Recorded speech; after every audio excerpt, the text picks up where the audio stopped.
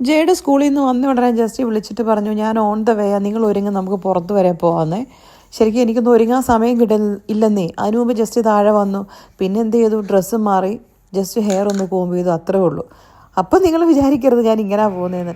എനിക്ക് വേണ്ടിയിട്ട് ആരെങ്കിലും വെയിറ്റ് ചെയ്യുന്നതെന്ന് എനിക്ക് ഇഷ്ടമില്ലാത്ത കാര്യം. പിന്നെ ജസ്റ്റ് വണ്ടിയെ വെയിറ്റ് ചെയ്യുമല്ലേ, ഞാൻ അതുകൊണ്ട് ഒരുങ്ങാനുള്ള സാധനങ്ങളൊക്കെ കൈ പൊതിഞ്ഞെടുത്തു.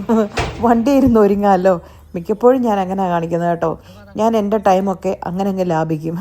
അങ്ങനെ വണ്ടി ഇരുന്നൊക്കെ അങ്ങ് ഒരുങ്ങിയേ. ശരിക്കും പറഞ്ഞാൽ അധികം ഒരുങ്ങാനുള്ള നേരമൊന്നുമില്ല. നമ്മൾ പോകുന്ന അവിടെ അൽവാദമുള്ള തൊട്ടടുത്തല്ലേ. അല്ലെ വീട്ടിൽ ഇരുന്ന് ഒത്തിരി സമയമൊക്കെ എടുത്ത് ഒരുങ്ങിയാലേ ചിലപ്പോൾ ജസ്റ്റ് കയറി വന്നാൽ പണി കിട്ടും. വീട്ടിൽ കയറി കഴിഞ്ഞാൽ പിന്നെ ജസ്റ്റിക്ക് പുറത്തിറങ്ങാൻ വലിയ താല്പര്യമൊന്നുമില്ല. ഞാനും ചേടുവാണെങ്കിൽ വീട്ടിൽ നിന്ന് എങ്ങനെയെങ്കിലും പുറത്ത് ചാടാനും നടക്കുന്ന രണ്ട് മുതലുകൾ. പിന്നെ നമ്മൾ അൽവാദയിൽ ചെന്ന ഉടനെ നേരെ ഐക്കിയിൽ കയറി ഫുഡ് കഴിക്കാനേ. കാരണം ഇവർ ഓഫീസിൽ നിന്ന് സ്കൂളിൽ നിന്നൊക്കെ നേരിട്ട് വന്നല്ലേ. ഞാനിവിടെ ജേഡുവിന് ഇരിക്കാൻ വേണ്ടിയിട്ട് 3 ചെയറൊക്കെ, ജേഡുവിന് മാത്രമല്ല ഞങ്ങൾക്ക് ഇരിക്കാൻ വേണ്ടിയിട്ടൊക്കെ സെറ്റ് ചെയ്താണേ. ഞാൻ ഡ്രിങ്ക്സ് എടുത്തിട്ട് വന്നപ്പോൾ ഉണ്ടല്ലോ, നമ്മുടെ ഉദാര മനസ്കനായ ആശാൻ അവൻ്റെ ചെയർ അവിടെ നിന്ന് ഫുഡ് കഴിച്ചൊരു പുള്ളിക്കാരത്തേക്ക് എടുത്തു കൊടുത്തന്നേ.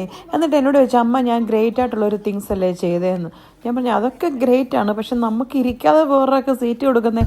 ഞാനിങ്ങനെ ആലോചിച്ചു, കൊച്ചിനോട് ഇത് ഗ്രേറ്റ് ആണെന്ന് പറയണോ കൊടുക്കരുതെന്ന് പറയണോ. ശരിക്കും ഞാൻ കൺഫ്യൂഷനായി കേട്ടോ. എന്നിട്ട് പിന്നെ ഞാൻ പറഞ്ഞു, മോനെ പ്രായമുള്ളതൊക്കെ ആൾക്കാർക്കാണെങ്കിൽ കൊടുക്കുന്നതിന് കുഴപ്പമില്ല, പക്ഷെ അല്ലാത്ത ആൾക്കാർക്ക് നമ്മുടെ സീറ്റ് നമ്മളിരിക്കാതെ കൊടുക്കുന്നത് അത്ര ഗ്രേറ്റ് ഒന്നും അല്ല, പക്ഷെ എന്നാലും കുഴപ്പമില്ല, വെൽഡൺ എന്നൊക്കെ പറഞ്ഞ് ആശ്വസിപ്പിച്ചു. ഇതിനൊക്കെ എന്താ നമ്മൾ ഉത്തരം പറയണ്ടേ അല്ലേ. ശരിക്കും ഞാൻ കൺഫ്യൂഷനായിപ്പോയി കേട്ടോ.